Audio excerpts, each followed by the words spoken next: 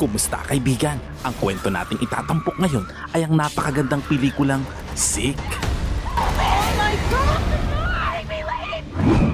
Nagsimula ang kwento noong unang bahagi ng 2020 sa kasagsagan ng pandemya, panahong mahigpit ang quarantine at halos mag-unahan ng mga tao sa mga grocery store, lalo na sa pagbili ng toilet paper na parang ginto kong tratuhin. Isang binatang nagngangalang Tyler ang abalang namimili ng groceries.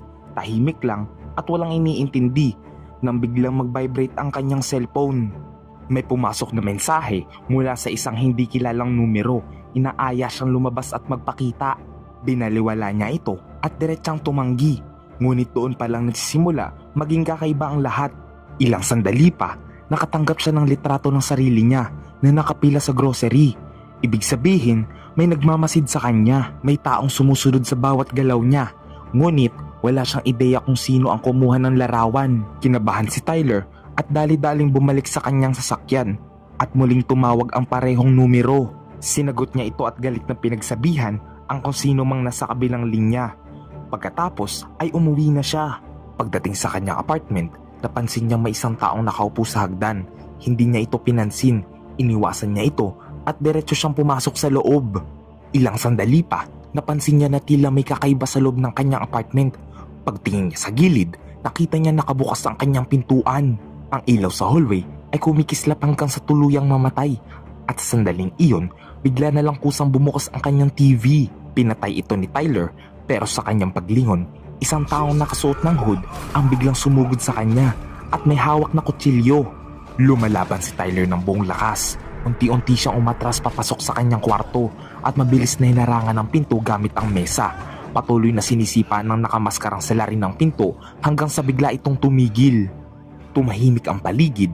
Sa halip na tumawag sa pulis, kumuha si Tyler ng baseball bat at dahan-dahang lumabas, umaasang maaabutan niya ang umatake ng hindi ito handa. Pero huli na ang lahat. Mula sa likuran, biglang sumulpot ang killer at walang awang hiniwa ang kanyang leeg. At doon natapos ang lahat para kay Tyler.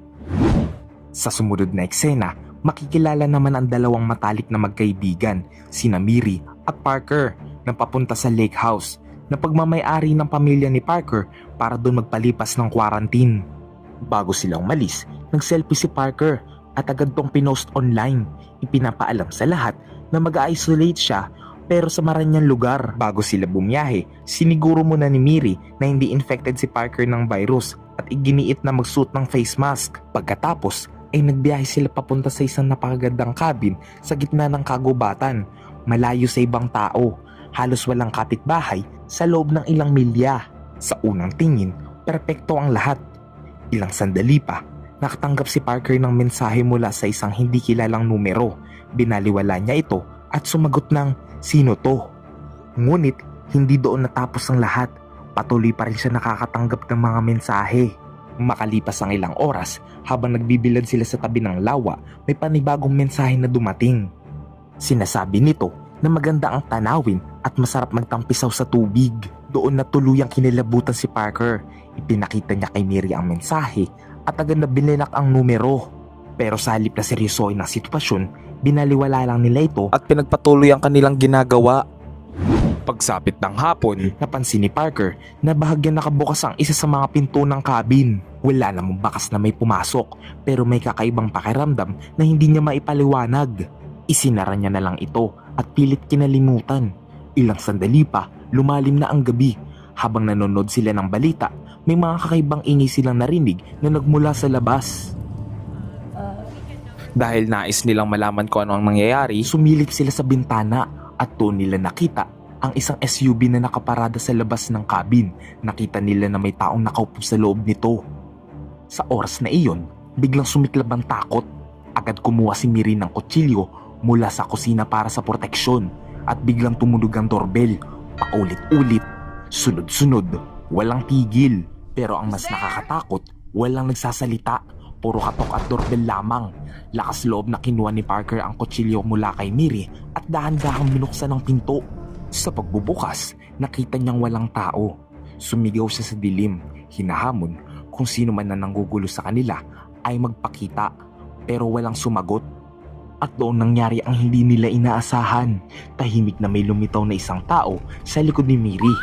Si DJ, ang casual fling ni Parker na hindi nila inaasahang makakarating doon at lalong hindi nila inimbitahan. Sinabi ni DJ na namimiss niya lang daw si Parker at gusto niya lang daw itong isurprise. Kahit nag-aalangan, lalo na't mataas pa rin ang panganib ng COVID, pinayagan na rin siya ng dalawa na manatili. Kinagabihan, makikita nagiging malapit sina Parker at DJ habang nasa tabi ng bonfire. Samantalang si Miri ay medyo lumalayo, halatang hindi pa rin komportable sa biglaang pagdating ni DJ. Pagkatapos nilang mag-share ng yosi, bumaba silang tatlo sa basement kung saan may improvised na dance floor. Sumayaw sila at nawala sa sarili. At kalaunan ay naupo sa sala, nagkwentuhan, nagtawanan at pilit pinapawi ang tensyon ng gabi. Ilang sandali pa, nagpaalam na si Miri at umakyat para matulog. Pero doon nagsimulang uminit ang sitwasyon. Naiwan sina Parker at DJ. Hinarap ni Parker si DJ. Galit na kinuwestiyon kung bakit ito basta na lang sumulpot ng walang pasabi. Sinabi ni Parker na kailangan niya ng space at malinaw na hindi iyon inirespeto ni DJ. Hindi rin nagpapigil si DJ. Isinumbat nito ang tungkol sa isang video na ipinost ni Parker. Isang video kung saan makikita hinahalikan ang kaibigan niyang si Benji noong college. Halata nasaktan ito sa nakita kaya humingi ng paliwanag si DJ pero matatag si Parker. Sinabi nitong hindi naman sila naging eksklusibo at wala siyang obligasyon magpaliwanag dito. Ngunit si DJ ay umaasang may ibig sabihin ang namagitan sa kanila at nakiusap kay Parker na aminin na may halaga iyon. Pero tinanggihan siya ni Parker at iniwan siya mag-isa sa katahimikan. Samantala, sa labas, may isang taong nakatago sa dilim, isang taong nakahood, ang tahimik na nagmamasid sa bahay, naghihintay ng pagkakataon. Sa loob, hinanap ni Parker si Miri at ikinuwento ang nangyari sa pagtatalo nila DJ. Habang nag-uusap sila, hindi nila namalayan na ang nakahood na tao ay lihim na nakapasok at naroon sa dulo ng hallway, nakatingin sa kanila habang walang imik. Nagpaalam si Parker kay Miri at pumasok na sa kanyang kwarto. Ilang sandali pa, tahimik siyang sinundan ng misteryosong tao. Habang mahimbing ang tulog ni Parker, ninakaw nito ang kanyang cellphone mula sa nightstand.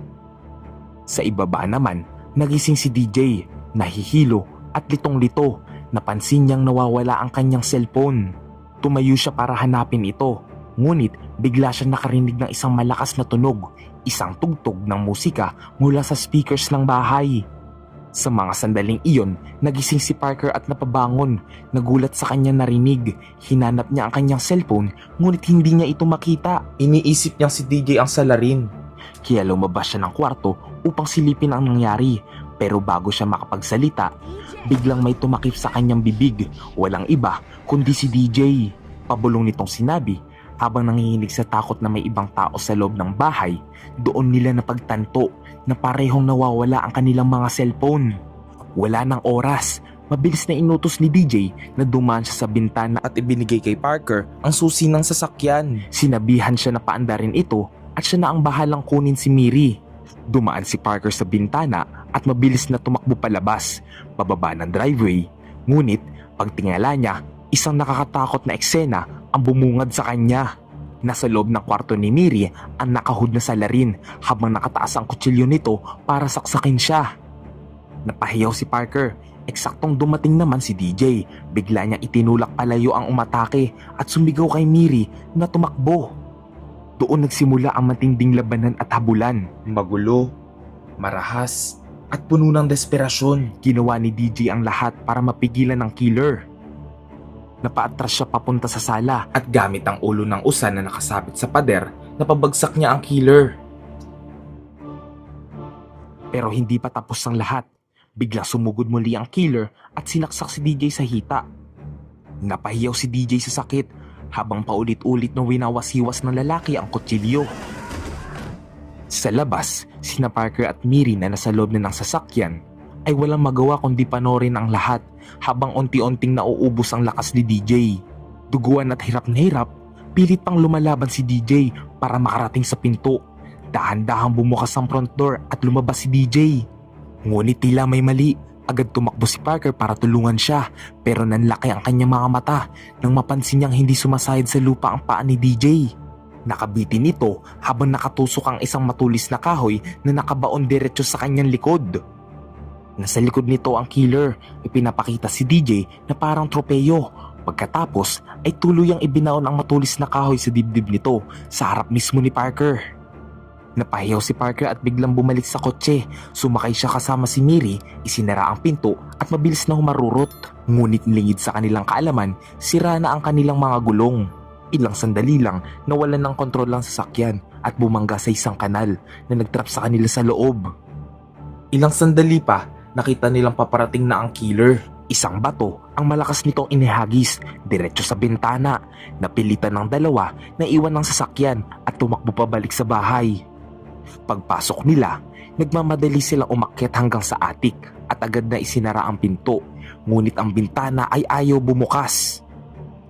Sa sandaling iyon, nakasunod na agad ang killer. Kahit anong tulak nila sa bintana, hindi ito gumagalaw.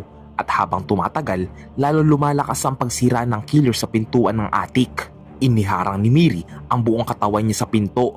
Pilit itong hinaharangan, pero hindi iyon sapat. Biglang bumigay ang pinto. Walang pag-aatubili, sumugod si Parker at sinipa ang salarin pababa ng hagdan. Sapat na iyon para makakuha ng kaunting oras.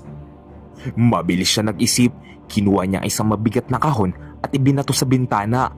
Nabasag ang salamin at agad silang umakyat palabas papunta sa bubong. Dahan-dahan silang gumagapang, pilit umiwas sa panganib. Ngunit biglang may kamay na sumulpot mula sa gilid ng bintana. Hinablot si Miri at maharas siyang itinulak pababa mula sa bubong. Mabilis na bumaba si Parker sa loob ng bahay, desperadong hanapin ng kaibigan. Ngunit hinarang siya ng killer. Wala na siyang choice, tumakbo siya papunta sa kusina at malakas na iniharang ang mga drawer dahilan upang tamaan ng killer.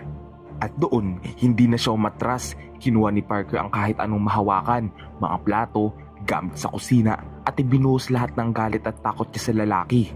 Nang bumagsak ito, hindi pa rin siya tumigil. Paulit-ulit niyang hinampas ang ulo nito hanggang sa duguan at tuluyan ng hindi ito gumalaw, pero hindi pa dito natatapos ang kanyang bangungot. Isa pang nakamaskara ang biglang lumitaw sa pintuan. Parehong damit, parehong maskara. Nang makita nito ang patay na katawan sa sahig, napaluhod ito at napaiyak, tila nagdadalamhati. Habang abala ito, sinamantala ni Parker ang pagkakataon. Tumakbo siya palabas at nakita si Miri pasapasa, sugatan, ngunit buhay pa. Mabilis nitong binalaan na dalawa ang killer. Sinabihan niya itong magpanggap na patay habang si Parker ay nagtago sa malapit, nagmamasid mula sa likod ng puno. Diretso ang lalaki kay Miri. Sinipa ito, sinigurado na wala na itong buhay. Ngunit nang may mapansin siyang tila kakaiba, dahan-dahan siyang yumuko at sinuri kung humihinga pa ito. Sa tamang sandali, naghagis si Parker ng bato para maligaw ang atensyon nito. Sinundan ng salarin ng ingay. Ngunit nang makita niya si Parker na nagtatago sa likod ng puno, wala nang pag-aalinlangan, agad niya itong sinugod. Tumakbo naman si Parker, diretso sa lawa.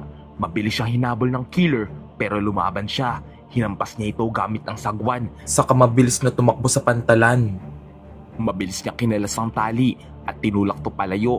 Unti-unting inanod sa tubig habang nakatingin ng salarin mula sa gilid habang nagagalit. Samantalang sa bahay, pilit na gumapang si Miri pabalik sa loob. Bali na ang kanyang paa, halos hindi na makagalaw, pero hindi pa rin siya sumusuko.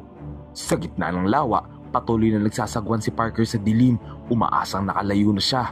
Ngunit may biglang humila sa kanyang paa at kinuhang sagwan mula sa ilalim ng tubig. Nagpanik si Parker at nang simulang saksakin ng killer ang kahoy sa ilalim niya, nataranta siya sa takot. Isa sa mga saksak ang tumama sa kanyang palad, kaya napilitan siyang tumalon sa malamig na tubig. Lumangoy si Parker papunta sa pampang, pagod at sugatan. Samantalang sa loob ng bahay, pilit na ginawa ni Miri ang lahat para masurvive. Pinilas niya ang isang upuan at ginamit ang mga paa nito para suportahan ang sariling paa. Pinagtali-tali gamit ang plastic wrap. Samantalang sa kagubatan, napadaan si Parker sa isang kalapit na cabin, bahay ng kanyang kapitbahay. Malakas siyang kumatok sa pinto, humihingi ng tulong pero walang sumagot. Wala na siyang magawa. Pinilit niyang buksan ang bintana at sumingit sa loob. Sakto lang bago dumating ang killer, ilang segundo lang ang pagitan. Sa loob ng maliit na cabin, tahimik na kumilos si Parker hanggang sa bigla siyang atakihin ng mismong may-ari ng bahay. May hawak na shotgun, hindi na to kilala si Parker at nagbanta na papaputokan siya. Mabilis na pinaliwanag ni Parker na kaibigan siya ng anak nitong lalaki. Bigla nitong naalala ang pangalan ng kanyang ina, kaya't kumalma ito sandali. Ngunit bago pa man magkaroon ng anumang solusyon, biglang lumitaw ang killer sa likod ng lalaki at nilaslas ang leg nito. Agad ditong kinuwang shotgun at pinaputukan siya. Tumakbo si Parker habang pinaputukan siya ng killer sa pinto. Tumama ang bala sa pader. Pumapasok ang ingay sa dilim ng gabi. Nakaligtas siya at nawala sa dilim. Samantalang sa bahay, tuluyan nang naayos ni Miri ang kanya improvised na leg brace. Ngunit panandali ang ginhawa lamang iyon. Dahil biglang nagkamali ang unang killer na inakalang patay na, bumangon ito sa likod niya at inatake si Miri. Pinilit niyang gumapang papunta sa kusina. Kinuha ang kutsilyo at sinaksak sa leg ng lalaki. Umaasang hindi na to mabubuhay pang muli. Samantala, nagtago si Parker sa likod ng isang nakatayong puno sa gitna ng gubat. Nakayuko at nakatago habang sinusundan siya ng pangalawang killer na may hawak na kutsilyo. Naghintay siya ng ilang minuto sa dahan-dahang lumabas sa kanyang taguan. Ngunit bago pa man siya makalayo, bigla siyang sinalakay muli ng killer. Nagkagulo ang dalawa, pero lumaban si Parker. Kinuha nito ang isang makapal na kahoy at hinampas ito sa killer, dahilan upang matumbay ito. Sa pagkakataong iyon, may napansin siyang ilaw ng sasakyan na paparating at sa wakas may mahihinga na siya ng tulong. Pilit siyang humingi ng tulong dito, ngunit tinanong siya nito kung nasaan ang kanyang mask. Hinahabol ang hininga at takot na takot si Parker habang nagmamakaawa na buksan nito ang pinto, pero umiling si Pamela at nagsabing hindi siya pwedeng papasukin nito nang walang face mask. Sumigaw na si Parker sa tindi at desperasyon. Matapos ang ilang tensyonadong sandali, sa wakas ay inabot ni Pamela ang mask sa pamamagitan ng pagbubukas ng bintana. Ngunit bago pa man maisuot ito, biglang bumangon ang killer habang duguan, galit na galit at unti-unting naglalakad patungo sa kotse. Sa kabutihang palad, nakapasok agad si Parker sa loob ng sasakyan bago siya maabutin ng killer. Ngunit ang ginhawa ay mabilis na napalitan ng pagkalito. Pakiramdam niya, umiikot ang kanyang mundo, nanginginig ang katawan na tila may mali. Mabubunyag na ang face mask na binigay ni Pamela ay may halong chloroform, isang gamot na pampatulog. Samantalang sa bahay, narinig ni Miri ang tunog ng sasakyan na dumarating. Nagulat siya, agad siya nagtago at pinanood mula sa loob habang bumababa si Pamela mula sa kotse. Kasunod nito, ang nakamaskarang killer, dala ang walang malay na si Parker sa kanyang mga bisig. Binuhat nila si Parker papunta sa loob at dahan-dahang hiniga sa sofa. Nagtago naman si Miri sa likod ng kitchen counter, hindi gumagalaw, tahimik na nagmamasid. Sandali pa, sinimulan na magkasintahan ang isang mabilis na COVID test kay Parker. Pinasok ang cotton bud sa kanyang ilong at habang ginagawa ito, nagising si Parker. Nalilito at nahihilo, sinikap ni Parker na intindihin ang nangyayari. Ngunit bago pa man siya makareact, may nakita siyang bagay na nagpanginig sa kanya. Isang tanawing nagpalamig sa kanyang dugo at sa kanyang mga ugat. Nakita niya magkayakap sina Pamela at ang killer na si Jason habang nagdadalamhati sa nakamaskarang lalaki na naunang namatay. Ang lalaki ay walang iba kundi ang kanilang panganay na anak. At ngayon, kaharap nila si Parker. Para sa isang malupit na paghihiganti, ibinunyag nila ang isang masakit na katotohanan. Si Benji, ang binatang hinalikan ni Parker at pinost sa Instagram ang video, ay walang iba kundi ang kanilang bunsong anak. Namatay ito sa COVID ilang araw lang ang nakalipas, 3 araw matapos ang eksenang iyon. Naniniwala sila na si Parker ang nag-infect kay Benji sa party at ngayon gusto nila ng hustisya. Nang lumabas na positibo ang COVID test ni Parker, ginamit nila yon bilang kumpirmasyon. Sa pagkakataong iyon, binasa ni Jason ng malakas sa mga hashtags na ginamit ni Parker sa mga parehong post, pambabati ko sa mga naka-face mask, social distancing at pati na rin sa virus mismo. Inamin pa nila na sila ang pumatay kay Tyler, ang lalaki sa grocery store sa simula ng kwento. Ayon sa kanila, ito ang nag-infect kay Parker at simula noon, dumami na ang nagka-infect dahil sa mga kalokohan ni Parker. Habang lumalabas ang malupit na confession, tahimik na gumapang si Miri sa sahig patungo sa kanyang laptop. Mabilis siya nag-type ng mensahe para sa 911 pero hindi to naipadala. Sinimulan niyang i-email ang kanyang ama, umaasang may makakakita at makakatulong sa oras na iyon. Ngunit sa hindi inaasahan, napansin ni Jason ang isang bagay. Kumikislap ang wifi router. Ibig sabihin ay may gumagamit nito. Agad na inisip ni Jason na baka buhay pa si Miri, kaya tumakbo siya palabas para tingnan ito sa bakuran. Sa loob ng bahay, sinamantala naman ni Miri ang pagkakataon. Habang nakatalikod si Pamela, tahimik siyang lumapit mula sa likod nito. Binasag ang ulo nito gamit ang isang bote ng alak at tinulak to palabas sa bintana. Ang pagbasag ay nagdulot ng ingay, kaya't bumalik agad si Jason. Pumasok siya sa loob at sumugod pataas. Hinahanap sila. Doon, silalakay siya ni Miri gamit ang electric carving knife. Sinaksak ang kanyang hita, pagkatapos ay tinulak siya ni Parker pababa sa railing. Nadulas siya at bumagsak, direktang tumama sa nakasabit na sungay ng usa, dahilan upang matuhog ito at agad bawian ang buhay. Sa wakas, malaya na sila. Dali-dali silang pumunta sa isang waiting shed at sumakay sa lumang sasakyan nila Parker, desperadong makatakas. Pinihit ni Miri ang susi, ngunit hindi umandar ang makina. Sa kanilang kamalasan, wala na itong gas. Agad kinuha ni Parker ang fuel can, ngunit habang nagre-refuel siya, biglang sumugod si Pamela na may hawak na palakol. Paghampas nito kay Parker, tinamaan ng fuel can, kaya tumalsik ang gasolina sa paligid. Patuloy nitong winasiwas ang hawak na palakol. Sinusubukan tapusin ang laban, ngunit lumaban si Parker. Sa gitna ng kaguluhan, natapon lahat kay Pamela ang gasolina. Tinulak nito si Parker sa workbench, sinusubukan dominahin siya. Pero hindi pa tapos si Miri. Gumapang ito sa sahig, kinuha ang lighter at sinunog si Pamela. Nagtatakbo ito palabas ng shed, sumisigaw habang naliligo ng apoy. Pagkatapos ay nadapa ito sa gitna ng kalsada at tuluyan ng namatay. Ilang sandali pa, dumating ang mga pulis. Sa pagtatapos ng pelikula, makikita sina Miri at Parker na naglalakad sa kalsada. Kahit sugatan at tuguan, ay ligtas na nakatakas sa isang mapanganib na bangungot. Wait, tabi mo ako na. Ang moral lesson ng kwentong ito ay mabuti pa ang mga walang damit sa kalsada ay nahuhuli nila, pero ang mga buhaya ay tila nasan na sila.